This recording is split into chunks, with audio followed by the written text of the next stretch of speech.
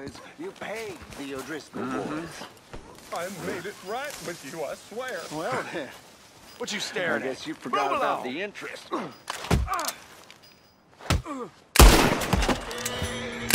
Wasting my time. You might have just saved my life, stranger.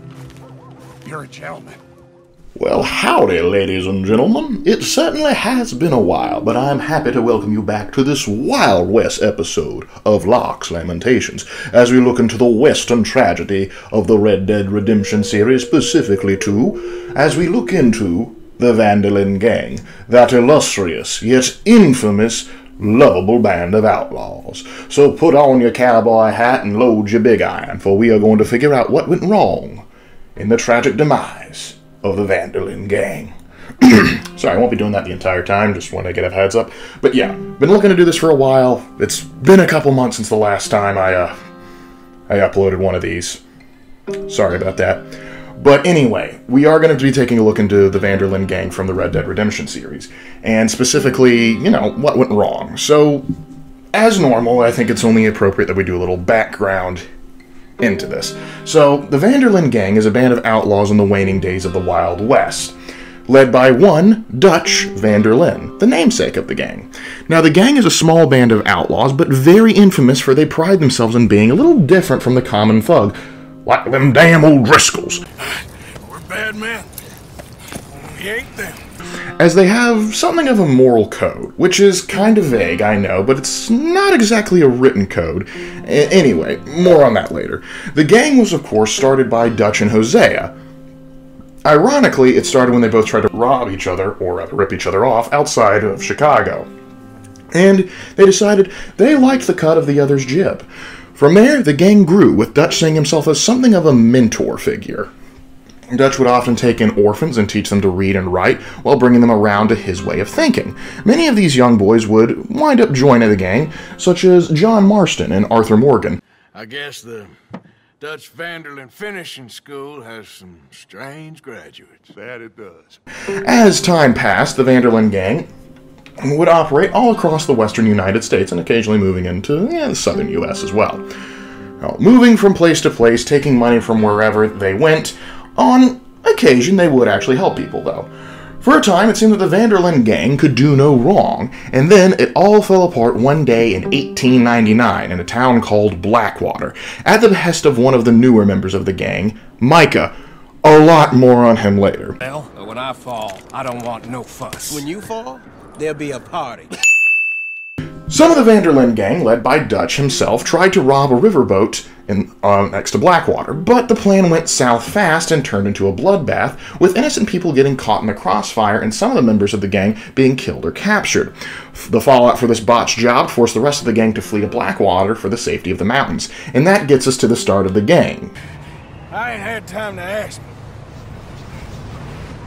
What really went down back there on that boat? We missed you. That's what happened. Come on. Now, from there, we get to see how the gang slowly starts to fall apart through the eyes of one of the most important character, arguably in Western fiction, Arthur. Okay, that may be a bit much, but Arthur's a cool character, and I hope you see that throughout the course of the game. More to the point, run down, no more breaks. So, the gang, while in the mountain after the Blackwater job, finds some O'Driscolls, which is a rival gang with a history with Dutch Vanderlinde. In the mountains, they see that the O'Driscolls have a plan to rob a train.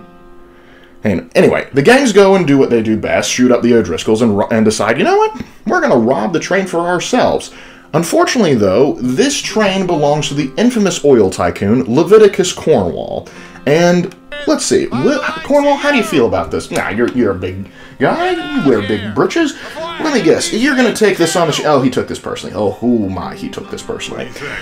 Anyway, after running away from there, the gang sets up shop around a farming town called Valentine, trying to recover to what they were pre-Blackwater. Pleasure not to be freezing our balls off up in those mountains. You're not wrong there.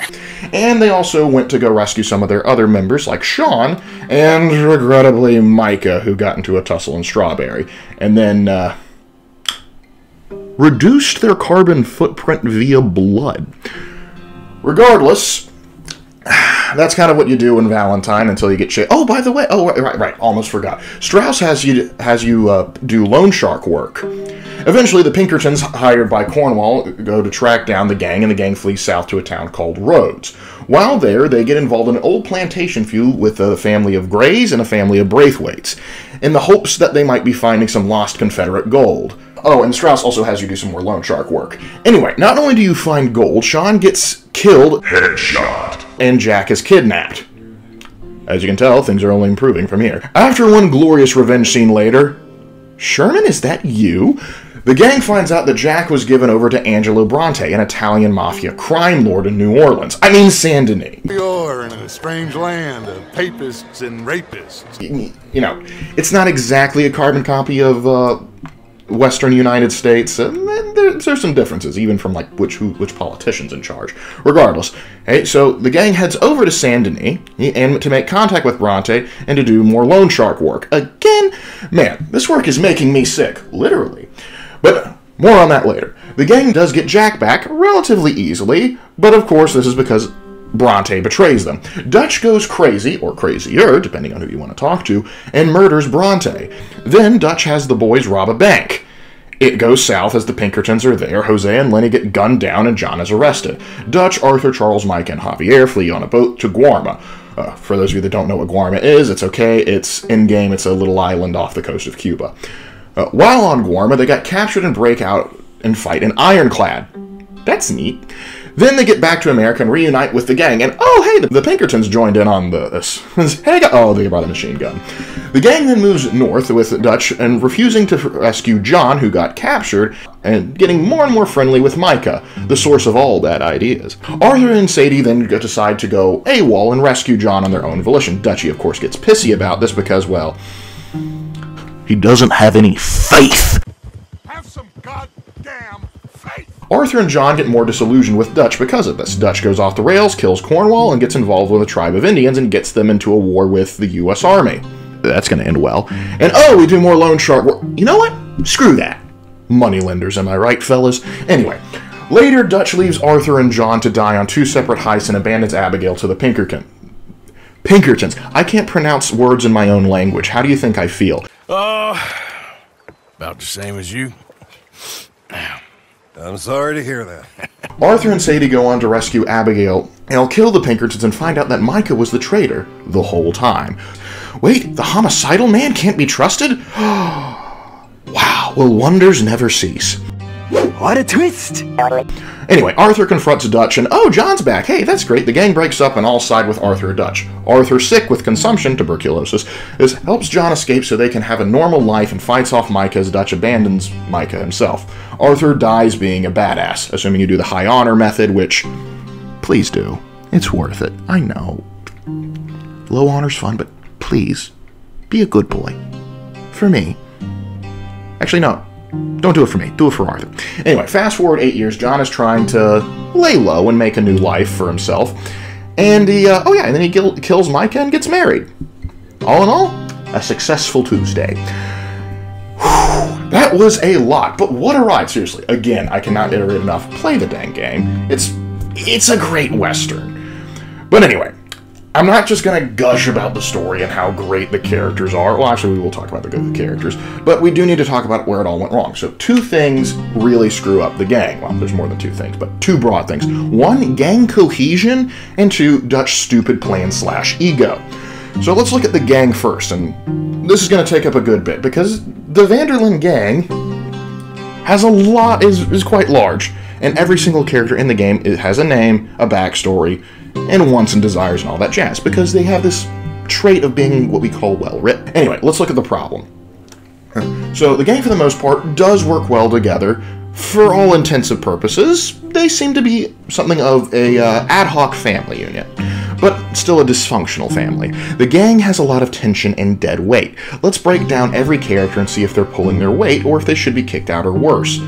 So, I have a helpful tier list here, and we're going to go through each character, talk about whether they actually help out the gang, whether they need to do more for the gang, whether they're Giga Chads that are pulling the gang and, have broken backs from having to carry the rest of the gang all the way, or whether or not they should have been kicked out immediately, or in certain cases, shot on sight. So, let's start in somewhat alphabetical order. I'm going to save some more important people for the last bit for, dramatic purposes. But anyway, we're going to start with Abigail Marston, or Abigail Roberts, I guess, at the beginning of the game. Anyway, Abby. I want you to go to the Get Back to Work section. So, here's the thing. Abigail is one of the camp girls, and also the mother of Jack and future wife of John Marston. Abigail doesn't really do much to help the gang out. Now, I can excuse that for the fact that she has to take care of Jack, and, being a mother is hard work. But this is no situation for Abigail and the boy. Also kills the main Pinkerton, which, kudos. So, with that, the main reason I don't hold her in higher regard is because she really doesn't participate in any of the plans or normal operations for the gang of her own volition. And I also have to knock out some points because she treats John poorly, in my opinion, in the epilogue. Alright, moving on. Bill Williamson. Those of you that have played the original game will recognize this name, as John has to hunt him down and kill him like the dog that he is. But is he that bad? Here's the thing. Bill is a sad case, and I think he pulls his weight.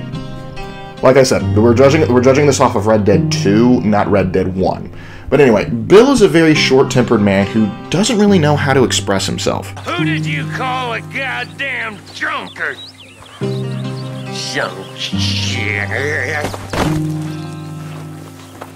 I got no idea. Through words, at least. Through fist and gun, different story.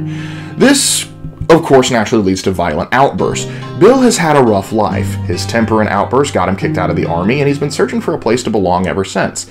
He is a competent fighter and helps the gang out on multiple occasions. He is loyal to a fault, and I do mean that. He is loyal to Dutch, specifically, to a fault. He isn't the most intellectual, and he knows it. In fact, it grates on him. Despite this, he is a benefit to the gang, and even though he is often treated as the village idiot, sometimes deserved and honestly sometimes not, much to his chagrin. That wasn't my fault. It was just one of them things. How come every time I get in trouble, I'm called a fool and an idiot? But when you get in trouble, oh, it's just one of them things. It's a good point, Arthur. He loses points here because he often makes poor decisions, but he is an overall net benefit to the gang. He's reliable in a fight, is what I'm trying to get at. And I think if he had been treated better in the second game, we wouldn't have to kill him in the first. I'll just go ahead and say that. Alright, let's look at the next one. Charles Smith. Oh, Charles. Giga Chad in top tier. Redskin, go fetch me something to eat. Excuse me? I said, fetch me something to eat. Eat that. Is amazing. He is strong in a firefight, keeps a cool head. He will stick with you through thick and thin, as well as works as a great scavenger, scout, and even a farmhand for not just the gang, but for John Marston too. Like I say, this man is a bro. So honestly, there's very little Charles could do more for the gang, which is surprising since he's only been with the gang for a short amount of time. At the start of the game, Charles has only been with the Vanderlinde gang for a couple months, and yet he has proved time and time again he is a very competent fighter, good at scavenging for resources, i.e. hunting. So yeah, I love this guy. It's kind of sad we don't get to see, there's not another Red Dead Redemption game that I get to see more of him. He was a bro. Anyway, moving on next. Ah yes, Hosea Matthews, the best character in the gang, and a certified Giga Chad. Hosea is one of the co-founders of the gang and is clearly the brains of the operation. He may share the ideals of Dutch, but he is far more grounded than Dutch. On numerous occasions, he has to hold Dutch back, or at least attempts to do so. We take an insult and scurry off like cockroaches, or deal with business the right way. We don't need to take revenge. We hardly know the guy. He also aids the gang by trickery or conning people rather than outright robbing them, though he isn't opposed to getting his hands dirty. He is strong but cautious, wise but humble, and despite his meek appearance, he knows how to keep order. Excuse me. I've excused you quite enough. Go sleep it off, you drunk. Is that clear? Out of all the deaths the gang suffers in this game, his death hurts the gang the most. Without Hosea, the gang's destruction was not a matter of if, but when. Now, Jack Marston. I mean, I guess he could do more, but he's kind of a kid. So what else is he supposed to do? That being said, he does get the last laugh of any of the gang members. But anyway, we're putting him in mid-tier because, well, he can't really do anything. Javier Escuela. Javier is a solid member of the gang and pulls his weight, and also somebody you have to kill in Red Dead Redemption 1, sadly. His heart may belong to Mexico, but his hands belong to anyone who gets in the gang's way. Great in a fight, but helpful to the camp. Plus, he takes us fishing. I like fishing. What a pal. Honestly, out of all the gang members that choose to side with Dutch in the end, Javier's decision stung the worst. Heck, even his actor felt the same way, as he actually had to fight with the developers a little bit so that he wouldn't be pointing his gun at Arthur during the confrontation, but rather up. Yeah, go ahead. Sorry to interrupt, but you notice that scene, you know, Gabriel, I didn't even know Gabriel did this until ages afterwards. He points his gun up. Yeah. Yeah, he doesn't want to get anywhere near those guys, and that was an awesome touch, I had to man. fight for that, too. They're like pointed, I'm like, that's my brother. Why would I do it? So, that's for me. Javier isn't just another member of the gang, he's a friend, and him leaving and our eventual having to hunt him down in the next game, or rather, the first game, it hurts. Moving on, Josiah Trelawney. Josiah is a slippery little fella. He's basically Hosea if he specced more into con man tree and was 11 times more flamboyant. Regardless, he is useful. While not an official member of the gang, he does get the gang plenty of work and intel, but it should be noted that he is not a full-fledged member, which is honestly a shame. With the connections to higher society, would do wonders for the gang and getting them more capital. So while he is around, he pulls his weight, but I do understand why he can't join, because honestly he wouldn't be able to get a lot of those leads if he just hung around with the gang all day. But regardless of that, he's useful and he pulls his weight. Karen Jones. Karen, get back to work. Karen is one of the working camp girls, and by that I mean she is one of the gang's scam artists, and occasionally gun toter. She is useful, particularly early on, as she does help out with several jobs, but after the death of her boyfriend Sean, she falls on hard into the alcoholism and only gets into fights with people. She has potential, but she needs to pull herself together. So, early game, she would probably have gone higher if that's where the game ended, but later game, she's going in the get back to work tier. Moving on, Kieran Duffy. You'll note that he isn't on this chart, and that is because the poor boy is never given a chance to prove himself and is always treated as an outsider. Honestly, a wasted potential, but I get why the gang was skeptical to trust him. He was a previous member of the O'Driscolls, and yeah, what a way to go out. I'm sorry, man. That sucks. Anyway, moving on to Lenny! Hang on, where is he? Arthur, could you go find him? I can't seem to find him. Lenny, where are you? Oh, there he is. Yeah, well, Lenny is pulling... Arthur, you can stop. Arthur, we found... Oh. Someone sent the cops in to go get him and let him know we found... Oh, no. I'll bail him out later. Anyway, he may not look like much, but just like Hosea, Lenny Summers pulls his weight. Not the first person I'd pick to have in a firefight, but the man can hold his own. It also helps that he's one of the more level-headed gunslingers the gang has. I know many say Sean is the little brother of the gang, and by that I mean some journalist, I don't know where, but they're saying, hey, look, Sean's the little brother of the gang. He's not. Lenny is. Because Lenny filled that role better, as he has a better relationship with Arthur. He isn't a constant pest and irritation. He actually likes to take what Arthur says to heart and actually is more beneficial. And he's newer to the gang. He doesn't act all cocksure of himself. All in all, it's a shame he had to die, and I do miss him. Unfortunately, that Hosea, he dies at the same time as Hosea, kind of waters down his death at the same time. Moving on, Leopold Strauss. He is probably the second most hated character behind Micah, and it isn't hard to see why. He spends most of his time in camp and is responsible for running the gang's loan sharking enterprise, which is what got Arthur tuberculosis in the first place. So most of us were ecstatic to see Arthur finally kick him out of the camp. So how do I rate this little Austrian moneylender? He pulls his own weight. I can't just judge everything based on how I feel personally about the character, but here's the thing. He is a benefit to the gang, and this will likely be my most controversial placement. Like it or not, Strauss handles the camp's finances, and the loan sharking provides steady income for the gang, which they desperately need. I know it may seem unsavory because, well, it is. It's usury. I prefer robbing banks to usury. Seems more dignified somehow. There's like the Bible even says, hey, don't do this. But I would like to remind you, every other way you work for the gang involves killing and robbing people. At the very least, Strauss only gets willing participants. Though it is still, again, usury and it's predatory lending. So I get why people don't like him or his missions. Heck, I don't like him or his missions, but regardless of how I feel, Strauss does help out in the camp, and he is willing to help out on jobs. He was useful on, for example, the riverboat job, which shows he could be useful for more jobs like what Hosea and Trelawney plan. More sort of con man jobs rather than shoot 'em up bang bang jobs.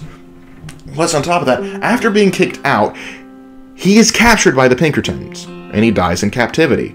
While in prison, Strauss never sings. Despite being kicked out violently by Arthur, he never gives up the gang, and even to save himself. I get why Arthur kicked him out, but I think what he should have done was to take Strauss to see what his loan sharking was doing to people, since Strauss only appears on the loaning end, not the collection end, and he is emotionally removed from the damage he causes. I think it would have been better for him to see the damage directly that he is forcing Arthur to do, so he can have a change of heart, which would be great character development. Or he could remain cold to people suffering, in which case throwing him out would have meant more, as he had passed up a chance for a redemption, which, you know, that's kind of what this whole franchise is about.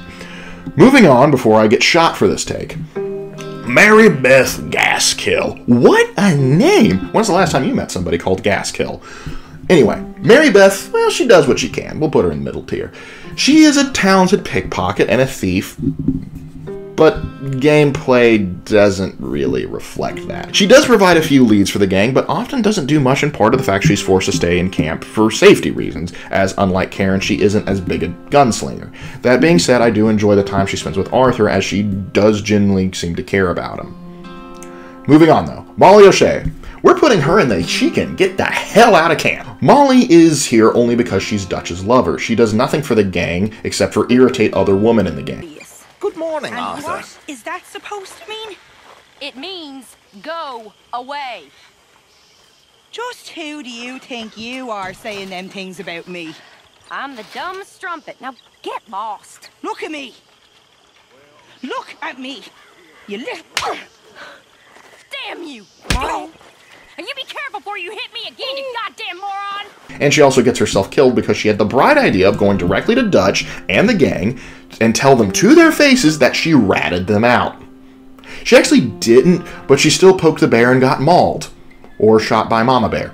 She is worthless and weak, and those are her good points. She's a girl from Ireland that wanted to seek adventure and got in way over her head. Moving on.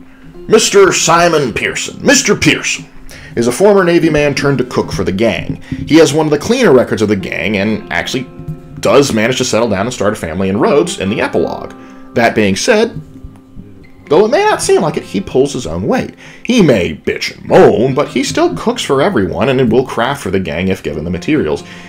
Honestly, there's not much else for him to do. He may not hold up a gun all that often, but he provides an essential service for the gang. Cooking. So yeah, keep Mr. Pearson. Moving on to Reverend Orville Swanson. Orville? Alright, anyway, Swanson, get the hell out, and please get help.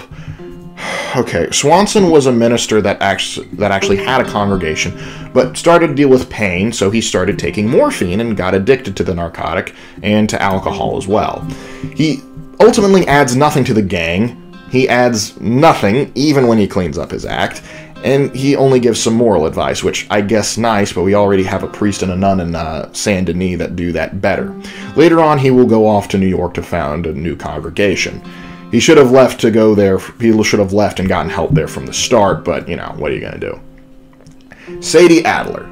Sadie is the newest addition to the gang, if you don't count Kieran, and I don't. Sadie was rescued by Arthur and Dutch at the beginning of the gang. Her husband murdered by O'Driscolls, and she had to suffer at their hands until she was freed. You know exactly what I mean. Sadie will become, however, one of the best gunslingers the gang has to offer, as she more than pulls her weight. Which does raise the question, why isn't she in the Giga Chad tier, as she is a very popular character to a lot of people. Simple, for a large number of her missions, she is driven solely by revenge and sometimes complicates situations unnecessarily. Now you know how it feels to watch somebody you love die. You ruined my life!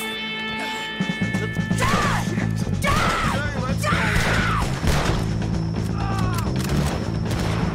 Arthur! If you She also gives Miss Grimshaw a hard time when she tries to have her do chores around camp, which, no, you don't do that. You don't do that to Miss Grimshaw. Still, solid fighter and a good addition to the gang. Moving on. Sean Maguire. Well, he sure did exist, didn't he? Let no one say he doesn't exist. That's all I have good to say about him. Sean is an outlaw from Ireland. Don't worry, he'll remind you. English lovers, Arthur. My people were peasants. We had no time for politics. My dad would say that no politics was politics. That old world bullshit, it ain't got no place here. Sean has the remarkable ability to write checks with his mouth his ass can't cash. He isn't that great in a fight. You're sure you scoped this place out right? Yes, see? That's why I wanted you along for this. You're still a doubter. I ain't just some dumb kid. I've lived a lifetime of shit already. And you sure don't keep it bottled up inside. What about that train job with the oil wagon? Made a good show in there, didn't I? You got knocked out. Ah, that's what you choose to remember. We got paid. We got out of there. Got knocked out in Blackwater, too, didn't you? No, that was bloody chaos. He weasels his way onto missions he doesn't belong, and he won't shut up. Not to mention, the first time we meet him, you have to rescue him from bounty hunters. Some journalists claim that he was the best Irish person in video games. I don't know if that's true, but Ireland, if this is the best we got from you, I am so sorry. I know you have better. Next time we'll try and get a better portrayal. I am so sorry. Yeah, to put it bluntly, he's annoyingly lovable at best, and I don't consider him lovable. To put it in perspective, aside from the initial shock at his death when he's gunned down by a sniper, I didn't really feel anything for him. Now it don't feel right. I could have told you. Oh no. Anyway. Miss Susan Grimshaw. Miss Grimshaw. Top tier. Let me explain. Dutch and Hosea may lead the gang, but Miss Grimshaw runs the camp. It is her domain. She also looks after the girls. She is the camp's mama bear, and she will kill anyone that may harm her cubs. Tilly likely wouldn't be around if not for her. Yes. You see this girl? You leave her alone. She killed my cousin. Your goddamn cousin had it coming, Anthony Foreman. I don't care if she shot your daddy and cooked your mama for breakfast. She's mine. She ate you. She is a hard woman, but necessary to keep the camp running. People have often joked, in order to keep the camp running, you need 3 people. Miss Grimshaw, Mr. Pearson, and Arthur. Need I say more? Moving on. Tilly Jackson. Now, Tilly, she does what she can. She does help out on several missions and is no stranger to a gun, but she can make things more difficult just to spite other members of the gang. Like, she gives Bill crap for no reason. Listen, I get it, he's a knucklehead, but seriously. On me now. I don't like your manners, Mr. Williamson. In fact, I think you're an obnoxious idiot. What'd you say to me? I didn't say enough to you, you useless half-man. Half-man? Half-man? What does that even mean? You two stop arguing. He started it. Here's a goddamn stagecoach. We doing this? Yes. Come on, both of you, follow me.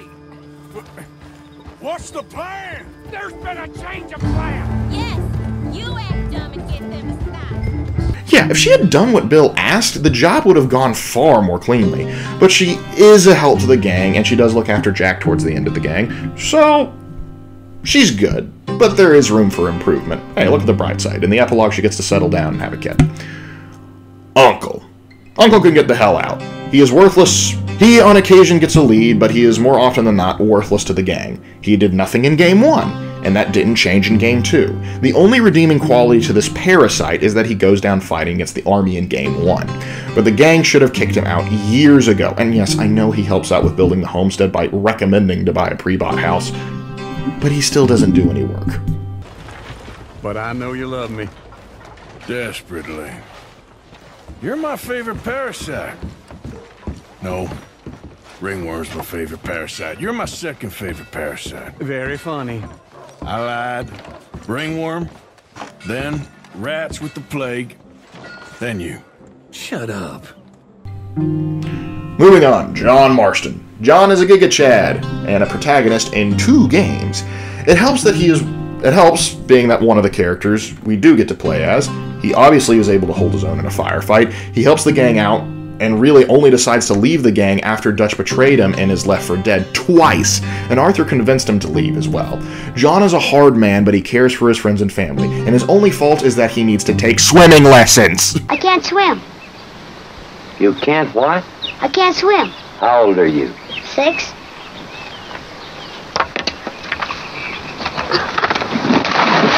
Next, Arthur Morgan.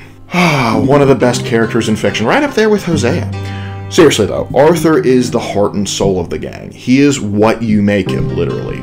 He can be the biggest bastard of the West, or he can be an honorable man that we know and love. If you don't know him, you didn't play the game. If you didn't play the game, again, you're missing out. Seriously, need I say more? Arthur has earned his place in Giga Chad status. And now, for the big one. Micah Bell. Shoot on sight.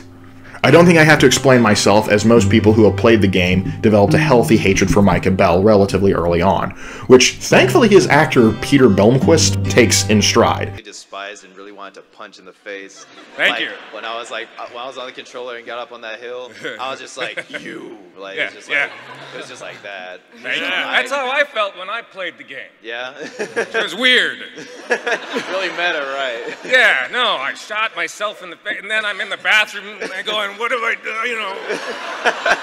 Who's Micah? Who's Peter? I don't know anymore. Does that answer your question? Still, Micah is rude, crude, and socially unacceptable. He can also be blamed in large part for the gang's fall to pieces. He in large part is nothing but trouble. He alienates everyone but Dutch. He is responsible for the Blackwater boat job. He convinced Dutch to do worse and worse decisions, like attacking Cornwall directly, and he shot up an entire town in a homicidal revenge spree. It's only okay when I do it. And of course, he sold out the gang to save his own skin. He is a survivor first and foremost. He looks out for number one and assumes everyone else does as well. The gang should have had him shot when he asked to join. That being said, the gang is still kind of responsible for making Micah a problem. Okay, I know. Listen, hear me out. I still hate him, but the gang doesn't do itself any favors with Micah. Allow me to explain before you put a couple shots through my head. Let's look at this a little deeper. Micah, what he is at his core, I'll tell you. He is a survivor. Micah is a criminal first and foremost. It is all he has ever known. Micah joined Dutch's gang because he saved Dutch's life pre-game and had an into the group. And as a result, he joined the Vanderlinde gang because he thought it would be beneficial, not because he cared about the ideals of the gang or even the other members. As far as the other members are concerned, he could give a damn, truthfully, which is why part of the reason why everyone hates him. Up with you boys because I thought you liked action. Couple of days on the lam, and you lot have all turned yellow. The only members of the game Micah respects are the ones who can actually fight, like Arthur. In the early parts of the game, Micah actually does try and show Arthur some degree of respect. Nothing. I'm just being civil, my brother. Likely because he believes Arthur to be just like him, an outlaw who's good with a gun. He even tries to smooth things over with Arthur by, one, getting him in on a job and giving him a new gun. Here, fine new rifle, too. Here you go, Arthur. From me to you. That's more your style than mine. It may not seem like much, particularly considering that when he gets up into in the later game, but bear in mind, Micah is a third-generation criminal. His grandfather and father were both gunslinging criminals. So he didn't have what you would call a grounded upbringing, even in comparison to people like John or Arthur. Because, well, at least they had Hosea and Dutch raising them. Which, again, is better than... It's better than just having some random drunken outlaw as your dad. So helping on jobs and giving guns are probably the only way Micah knows how to show thankfulness or try being courteous. Listen, I know we got off on the wrong foot, but I got no beef with you. I reckon we're a lot alike, you and me. Now, hold up there. Dutch knows I'm a feller that gets things done, same as you. Gets things done. You'd be wearing a California collar now if I hadn't broken you out of jail. And I have expressed my gratitude, have I not? It's done. And how does Arthur react? Anytime Micah tries to work with Arthur in the early game and tries to be amiable, Arthur shuts him down and tells him off. Now, this isn't to say that Micah doesn't deserve what he gets, but it paints a missed opportunity for me. Had Arthur used that potential connection with Micah, he could have perhaps had Micah begin to change his ways and start to see the gang as more of a family than just being a convenient gig. Because by the time Micah gets back from Guarma, what loyalty does he honestly owe to the gang? Dutch is clearly going crazy and losing his touch, and everyone else hates him. Why would he be loyal? What you want, Micah? Well, I want a friend, Arthur. I want hope. I want tomorrow to mean more than today. I want this whole damn shit show to have some kind of meaning I haven't understood. But I ain't holding my breath. Look, he's still a snake, and I'll happily shoot him multiple times in the face, but part of me can't help but wonder if he could have changed if Arthur had tried to be, more understanding of Micah. At the very least, I would have liked to see Arthur and Hosea try to bring Micah down to earth. That way, he would have had more of a moral dilemma. That way, if he does betray the gang, it's more of a shock because, let's be real, most of us knew Micah was going to pull something towards the end of the gang. It's just what we knew was happening. Simply put, if the gang wasn't going to try and work with Micah, they should have just shot him from the beginning. And hey, look, I'm all for shooting Micah. And finally, the big man himself, Dutch Vanderlinde. Now, I know Dutch is the leader of the gang, and it's named after him, but he can get the hell out. Dutch really doesn't do much for the gang, ironically. Sure, he does help out in some missions, but normally his ideas get the gang into even more trouble. It doesn't help that he's now listening to Micah. He just had to listen to Micah and do the Blackwater job, even though Hosea didn't feel comfortable about it. Dutch insisted on robbing Cornwall's train, when that is what got the Pinkertons on his trail to begin with. Because he just had to steal the O'Driscoll's plans, because, he just had to one-up Colm. He also directly had to get involved with the plantation feud in Rhodes, though in his defense the rest of the gang was cool with the idea, but he should have known better than to cozy up to a sheriff. You're an outlaw, man. And Dutch also just had to get revenge on Angelo Bronte. He just had to kill Cornwall in broad daylight, because a gunfight with an entire town is a smart thing to do when you're on the run. He also just had to spark a war between the Wapiti Indians and the U.S. Army, because it's not enough that his own people suffer, everyone else has to suffer when Vanderlinde is in town. Most of, if not all of Dutch's plans are a disaster for the gang. To quote Arthur, 1 step forward, 2 steps back. Still, that's only scratching the surface of the insanity that is Dutch Vanderlinde. So, let's put this tier list, though beautiful as it is, to the side, and let's look a little deeper at the neuroses of Dutch Vanderlinde. Looking a little deeper, we can see that Dutch likes to see himself as different from other gang members around him.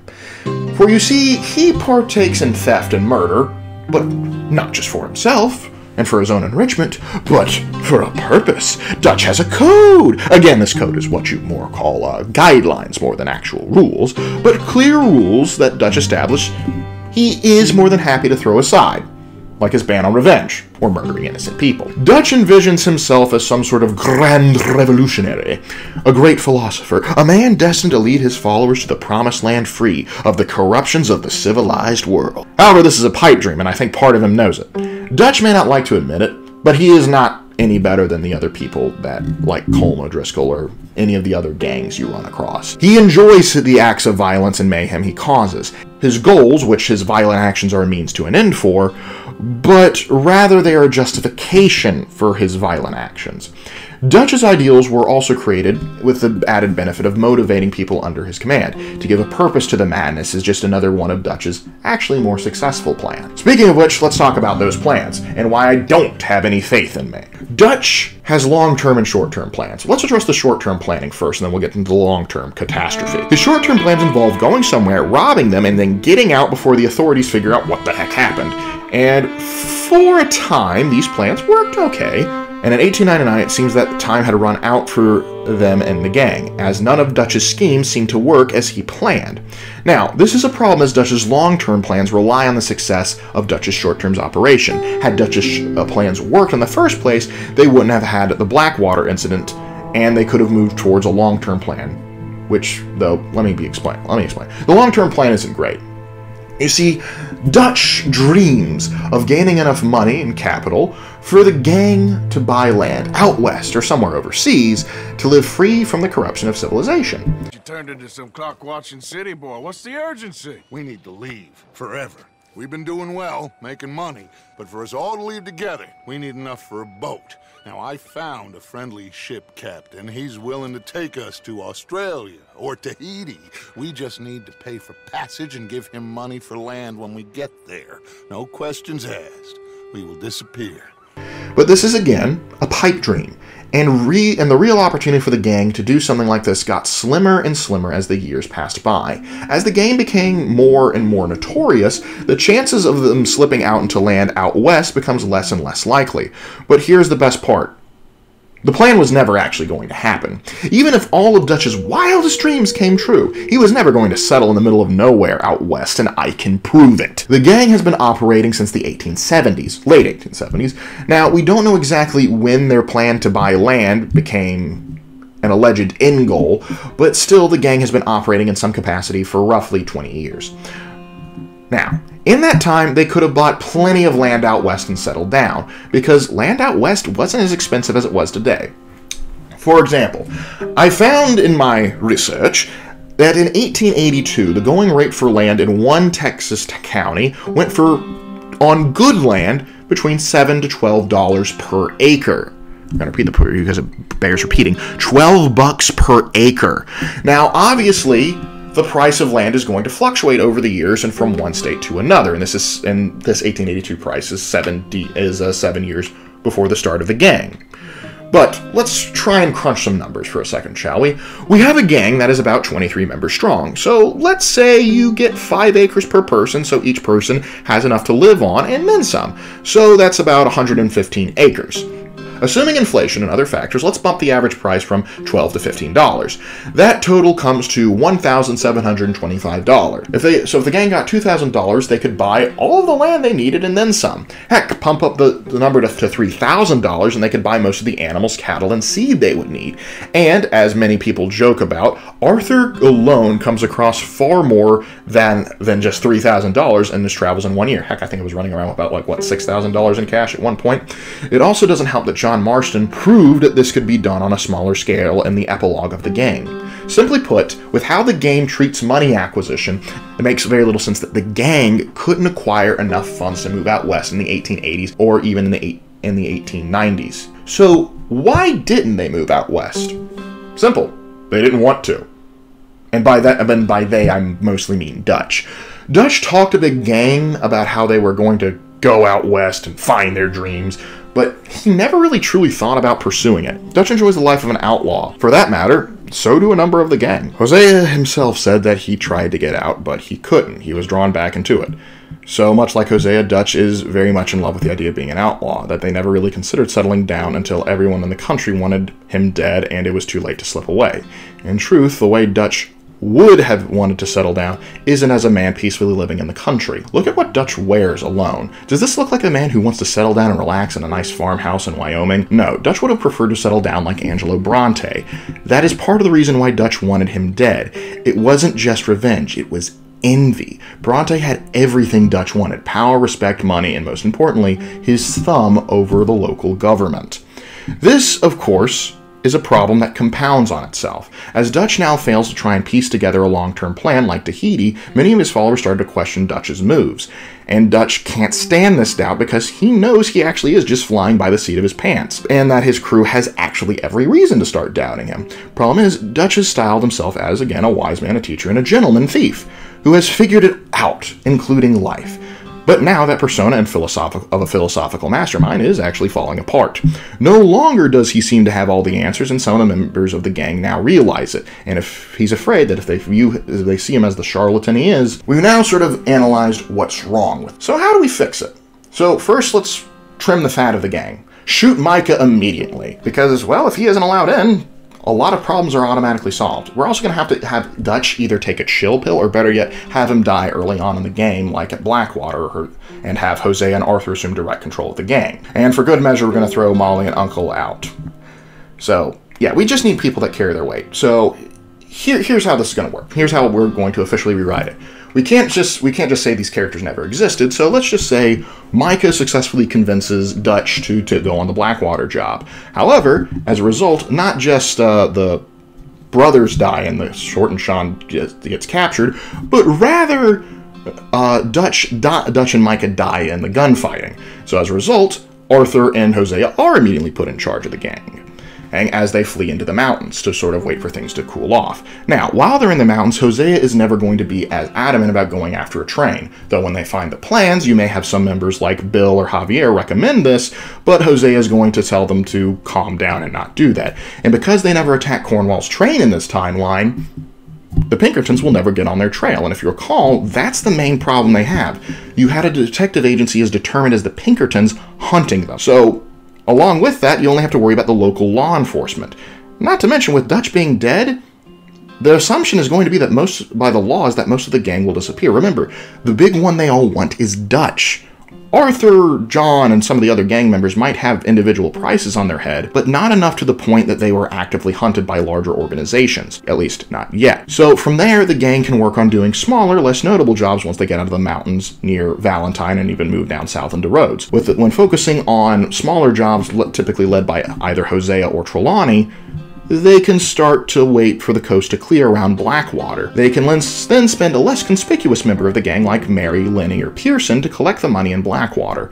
From there, the gang can head west and buy land. Oh, and to make sure that Arthur lives, we're going to have Hosea oversee Strauss's money-lending operations to directly temper him, if not outright, in the usury scores then and there. Honestly, it's that simple a fix. And the bigger the score runs, the more likely it is to cause problems. Hosea's smaller scale operations and the plan to get the old stash and then buy land and settle down is far simpler. And with this, they actually can settle down. But hey, that's just what I think they would do. What would you do? What would you think be the best way for them to do? I mean, other than just shooting Mike in the face, because we all want to do that. But please let me know in the comments how you would have the gang ride off into the sunset. Anyway, thank you guys for your incredible patience and sticking with me, and I'll see you next time, partner. We'll be famous for this. It's about damn time. The plan is too long. Guess there's nothing left to do but to light her up. That's some Whoa. powerful...